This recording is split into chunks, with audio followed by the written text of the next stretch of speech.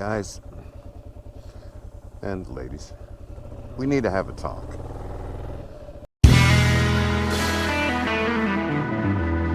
Scratch Babble. Welcome to the Saturday before Memorial Day 2018. Good Lord. Feels so weird saying that. And we've got tropical depression, subtropical storm Alberto. That's supposed to be coming in probably Monday, Tuesday. So we're expecting a lot of rain, a lot of cancellations in the hotels, but I'm not going to be surprised if it doesn't turn out to be quite so bad. But then again, I wouldn't be surprised if it turned out worse. It's tropical. Nobody knows. We're off Monday, but in my job, radio, we're all on call Monday in case we need to come in and do storm stuff. So anyway, I'm heading into work now. I've got a remote at a car dealership that I'll be doing for a couple hours, and I also have some production I need to do. And I thought this would be a good time to talk to you about what's going on in my head. I love this KLR, my first bike I've ever owned. I bought it for romantic reasons. I bought it for practical reasons. It's a great first bike. I mean, you're not going to get in trouble on this thing. It's probably a little tall for some people for the first bike, but other than that, it's awesome. I have gone off-road some, but here's the deal. My reality is 95% of my riding is on road. I live in Northwest Florida. It's very sandy. You know, and I know that's a matter of tires, getting out there and doing it. And there is a state forest not far away that I've been told the trails aren't near as sandy. But the bottom line is time. What I wanted out of this motorcycle and what I got was a bike that I could commute on, I could go distances on, and I could also go off-road when I get there. However, what I didn't get is a bike, nor was it ever presented to me this way. I didn't get a bike that'll go distances at high speeds comfortably. And where I may have an opportunity, if I'm lucky, once a year to go off-road and some really good off-road that's not sandy, it's going to be a ways from here. Maybe once a year I have the opportunity to do that. But I've had several opportunities for myself and my sig other to go on long rides or weekend trips that require interstate that I'm just not comfortable on this bike, especially 2-up. I know it can do it. I know it's on what you're used to. I'm 62 years old. I just started riding 2 years ago.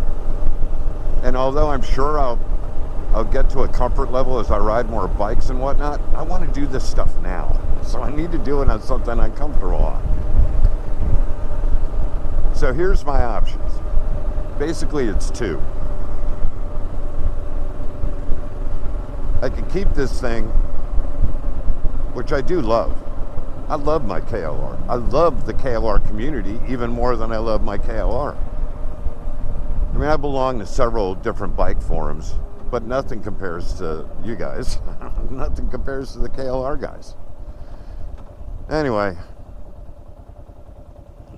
I can keep this bike, and in maybe a year, pick up a used touring something. Or I can trade this up to its big brother, the Africa Twin, or something along those lines, a GS, something used. It would also be used. But I could trade this up to a more capable road bike that will also do, realistically, the kind of off-road I'll end up doing, which is, you know, fire roads and that kind of stuff.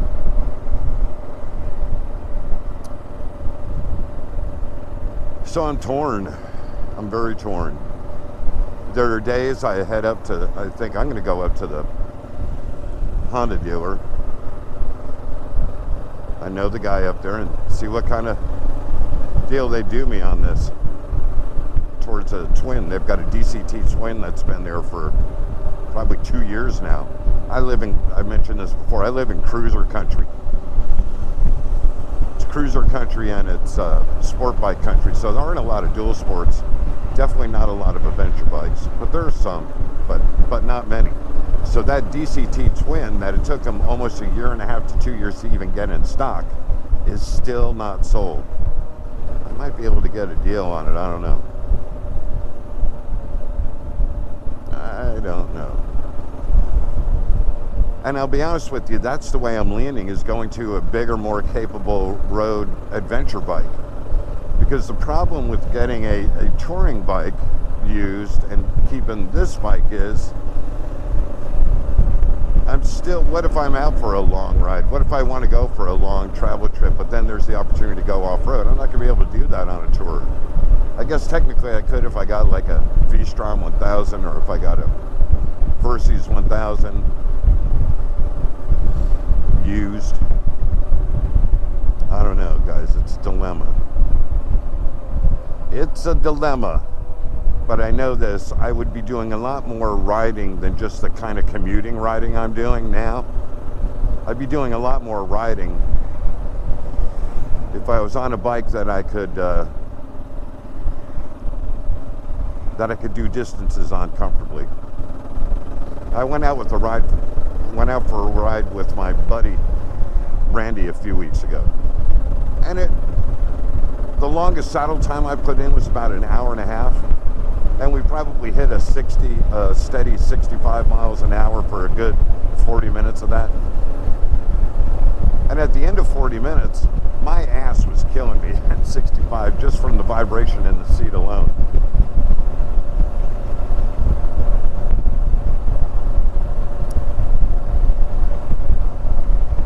You know, everybody's different. My reality is I'm never going to ride trails like Mason rides up in Canada regularly. I'm never going to do it. I'm never going to ride the trails, ever ride rides, probably ever. I mean, I'd love to, but my reality, just like my vlogging, so much of it has to do with available time. When can I do it? When can I do it?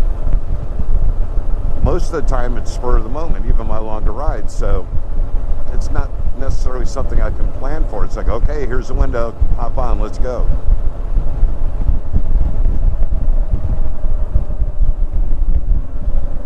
So I'm really torn.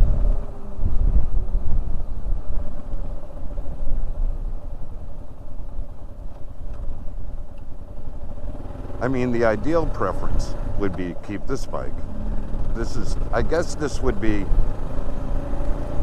option 3. But realistically, it's the least realistic. Option 3 would be keep this bike and buy,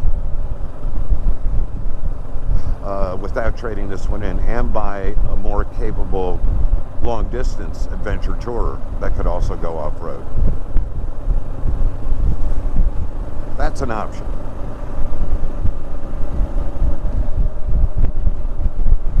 What makes all of this so difficult is, you know, I've got the urge now.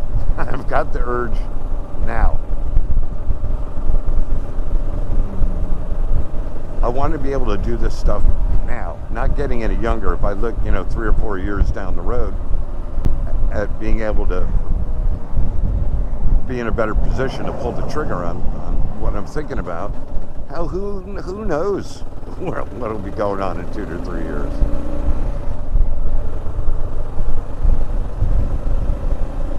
I've just got a real urge to travel. And not that this bike can't do it. I know it can. But I know my comfort level. I know the speeds and the distances I've ridden this since I've had it. And I'm just not going to be... part of it is the comfort, if you know what I mean. Just, ass doesn't hurt. comfortable seating position, that's important. But what I mostly mean by being more comfortable is just feeling more stable and safe. And when I get up to 70, 75 miles an hour in this bike, I don't feel stable and safe. So anyway, and then I keep coming back to this same thing I've said since the very beginning, that anybody who's ever talked about trading up their KLR, it's like, or selling it, it's like, God, the bike's so inexpensive. I mean, it's inexpensive to buy. Yeah, I had to buy mine on time. A divorce and a recession kind of put my finances in a unique position where, hell, it took me a while to even be in the position to be able to finance a KLR, so to dig out of that hole. But you know, still, let's take a median price of $6,000.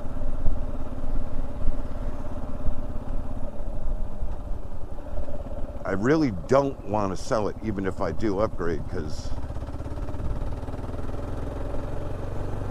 well, first of all, if something goes wrong with the other bike, I always have a bike I can ride. Second of all, I got a bike if a friend wants to ride. Third of all, it's fun. I'm so torn. You know, when I'm afraid, and this is why I need your help, what I'm afraid of is, because I know me, I'm going to do one of those impulse things one day. I'm going to see something and I'm going to go, you know what? I'm going to do it. And then I'll be good with it all the way until I realize, oh crap, I missed my KLR. I mean, strictly all this comes down to money, obviously. If money was no object, I'd go out right now and buy a GS. Right now. Probably a GS Rally.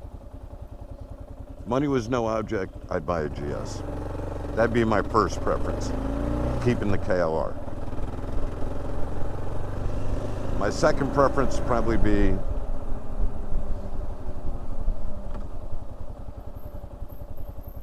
the Yamaha.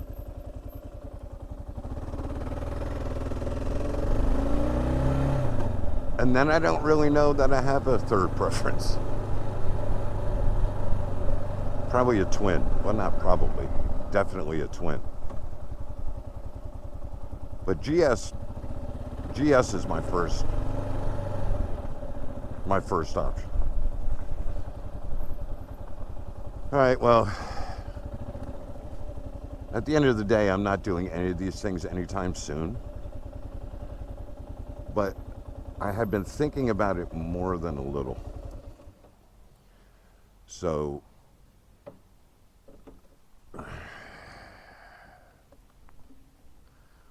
talk to me. Let me know what you think. The boss is here.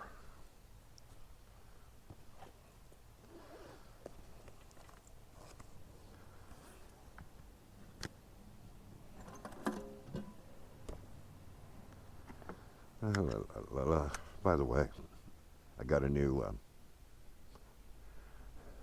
mesh jacket. I need to review my gear. It's a Revit.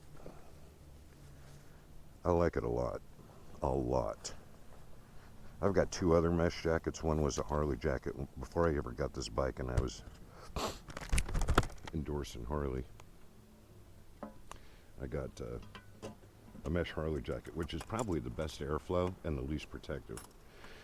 And then I bought a discount at a closeout for like $49. Sport bike track gear, I think I got it. Closeout. It was I can't think of the name of the manufacturer right now. Anyway, I bought it, but it was horribly made. It was really horribly made. And it was warm. It was a lot warmer. So this Revit jacket that I just stowed away, I'll do a review on it. It's the sweet spot in between comfortable. I like the way it looks.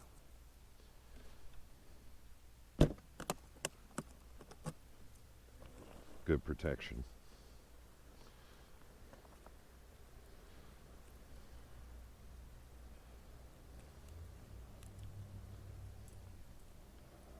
Blah, blah, blah.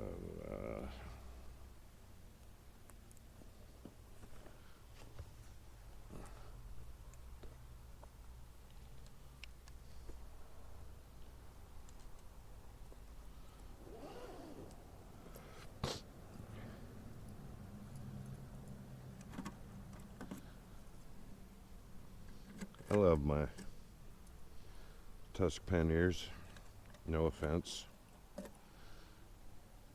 to Solo Box, Eric. Just at the time I needed them, it's what I could afford. All right. Time to make the donuts.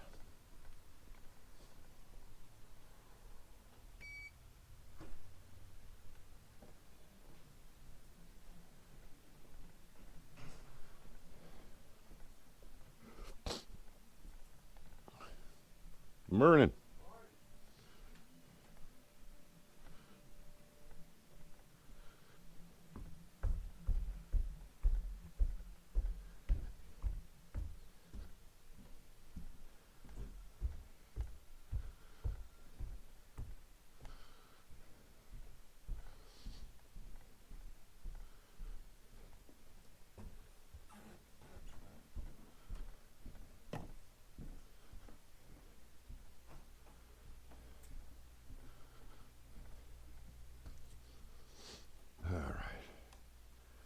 All right, I gotta actually pay attention to what I'm doing here. You notice my nice, chaotic, clean desk area. And I'm going to leave you with this. Success. Some people dream of success, while other people live to crush those dreams. Have a good day.